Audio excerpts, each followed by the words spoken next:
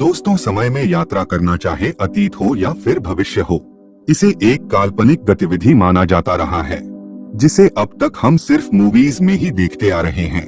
पर वैज्ञानिकों का मानना है कि टाइम ट्रैवल वास्तव में संभव है, इसे नकारा नहीं जा सकता। लेकिन इसकी वास्तविकता फिल्मों में दिखाए जाने वाले टाइम ट्रैवल से अलग है। एल्बर्ट आइंस्टाइन के स्पेशल रिलेटिविटी का सिद्धांत, जिसको मॉडर्न वैज्ञानिक भी समर्थन देते हैं, इस थ्योरी के अनुसार टाइम एंड स्पेस यानी कि समय और अंतरिक्ष एक दूसरे से जुड़े हुए हैं। इस ब्रह्मांड में स्पीड की भी लिमिट होती है। कोई भी वस्तु लाइट की स्पीड से तेज नहीं भाग सकता है। लाइट की जो स्पीड होती है वो है 1,86,000 माइल्स पर सेकंड। अब सवाल ये उठता है कि स्पीड का टाइम ट्रैवल से क्या वास्ता। दोस्तों, आइंस्टाइन के थ्योरी के अनुसार अंतरिक्ष में आप जितना तेज भागते हैं, समय की गति धीमी होती जाती है। उदाहरण के तौर पर अगर आप एक स्पेसशिप में बैठकर अंतरिक्ष में यात्रा प्रारंभ करें और स्पेसशिप का एक्सेलरेशन लगभग उतना रखें जितना कि अर्थ के सरफेस पे ग्रेविटी फोर्स है, और लगातार इसी एक्सेलरेशन से आप आगे बढ़ रहे हैं, तो मात्र एक वर्ष में आपकी स्पीड लाइट स्पीड के काफी करीब होगी। और तब आपके पास जो घड़ी होगी उसकी स्पीड अर्थ पे जो घड़ी होगी उससे धीरे चल रही होगी। ऐसी परिस्थिति में जब आप पूरे गैलेक्सी के बीचों बीच से एक चक्कर लगा के पृथ्वी तक वापस पहुंचेंगे, तो आप लगभग 60,000 लाइट ईयर्स की दूरी तय कर चुके होंगे। और इस दूरी को तय करने में आपको लगे होंगे लगभग 40 साल स्पेसशिप के समय के अनुसार, परंतु पृथ्वी पे बीत चुके होंगे 60,000 साल। दोस्तों, अंतरिक्ष में तेज गति से ट्रैवल के दौरान कोई भी घड़ी धीमी चलने लगती है, यहाँ तक कि इंसान की उम्र भी धीमी चलने लगती है। तभी तो लाइट के स्पीड से 40 साल तक ट्रैवल किया तो इंसान पृथ्वी पे 60,000 साल आगे फ्यूचर में चला जाएगा। दोस्तों, क्या हम समय में पीछे जा सकते हैं? क्या हम अपना बचपन देख सकते हैं? क्या हम अपने ग्रैंड पेरेंट्स को देख सकते हैं? ऐसे तमाम सवाल हमारे मन में आते हैं। दोस्तों, समय में पीछे देखना हो तो आसमान की तरफ देखिए। चंद्रमा, जो हमारा सबसे नजदीकी पड़ोसी है, वो भी हमसे 3,80,000 किलोमीटर दूर है, जहाँ से लाइट को पृथ्वी तक आने में 1.3 सेकंड्स का समय लगता है। यानी कि हम जिस चांद को देख रहे हैं वो चांद 1.3 सेकंड पुराना है, अर्थात हम चांद के पास्ट को देख रहे हैं जो कि 1.3 सेकंड पीछे है। इसको एक और उदाहरण से समझते हैं। जैसा कि हमने जाना, लाइट की स्पीड 1,86,000 माइल्स पर सेकंड होती है, और अगर इस स्पीड से ट्रेवल करें तो एक साल में हम 9 ट्रिलियन किलोमीटर की दूरी तय कर सकते हैं। दोस्तों, रात में जब हम आसमान में देखते हैं तो बहुत सारे स्टार्स नजर आते हैं। ये स्टार्स हमारी पृथ्वी से बहुत ज्यादा दूर हैं।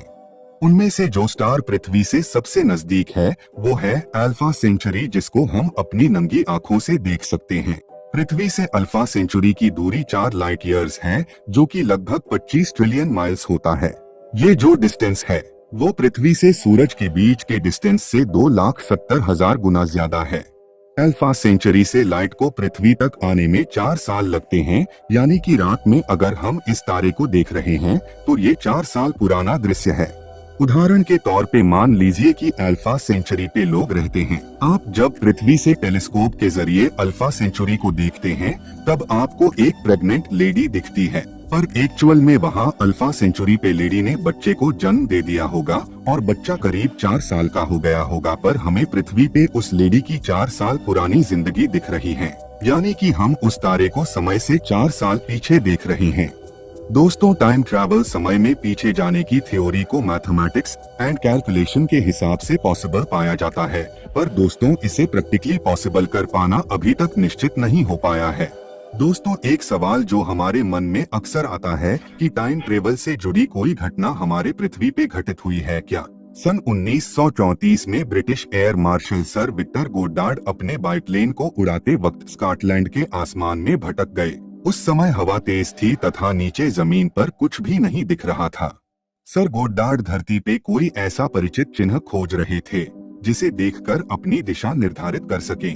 उस समय स्कॉटलैंड में वीरान पड़ा खंडहरनुमा ड्रैम हवाई अड्डा उन्हें नजर आया, जहां पीले रंग के कुछ नए विमान खड़े थे जिनकी देखभाल नीली वर्दी पहने गार्ड्स कर रहे थे। सर गोडार्ड का विमान उस हवाई अड्डे के काफी नजदीक से उड़ने के बावजूद वहां नीचे मौजूद लोगों पे किसी प्रकार की कोई प्रतिक्रिया नहीं हुई। हालांकि वहां तेज धूप थी। पर सर गोड्डार्ड को कुछ अजीब सा महसूस हुआ। सर गोड्डार्ड अपना विमान वहां से दूर ले गए और अपने अड्डे पर उतर गए। जब उन्होंने ड्रैम हवाई अड्डे के बारे में मालूम किया तो पता चला कि ड्रैम हवाई अड्डे पर कोई भी विमान पीले रंग का है ही नहीं। वह जगह अभी भी पूरी तरह से उजाड़ पड़ी है। ठीक 4 साल बाद 1938 में ब्रिटेन की शाही वायुसेना ने ड्रैम हवाई अड्डे को ठीक कराया और साथ ही साथ विमानों का रंग पीला कराया। हवाई अड्डे को ठीक करना और विमानों के रंग पीला करना ये सब अकस्मात डिसीजन था, पहले से डिसाइडेड नहीं था। यह माना जाता है कि 1934 में आसमान में भटके सर गोड्डार्ड समय से 4 साल आगे की दुनिया में चले गए थे। दोस्तों, ऐसी और भी कई घटनाएं हुई हैं जो टाइम ट्रेवल के रहस्य को और भी रहस्यमयी बना देती है, हमको सोचने पे मजबूर कर देती है कि ऐसा कैसे संभव हो सकता है। ऐसी और भी घटनाएं हुई हैं जिनका जवाब हमारे पास नहीं है। इन घटनाओं से हमें टाइम ट्रेवल के प्रूफ तो मिलते हैं, पर हमें इसको समझने में और वक्त लगेगा। दोस्तों, टाइम ट्रेवल से संबंधित और भी डिटेल्स एंड स्टोरीज लेके आएंगे हमारी नेक्स्ट वीडियोस में। इस वीडियो को हम यहीं एंड करते हैं। जानकारी अच्छी लगी तो लाइक एंड शेयर कीजिएगा। धन्यवाद।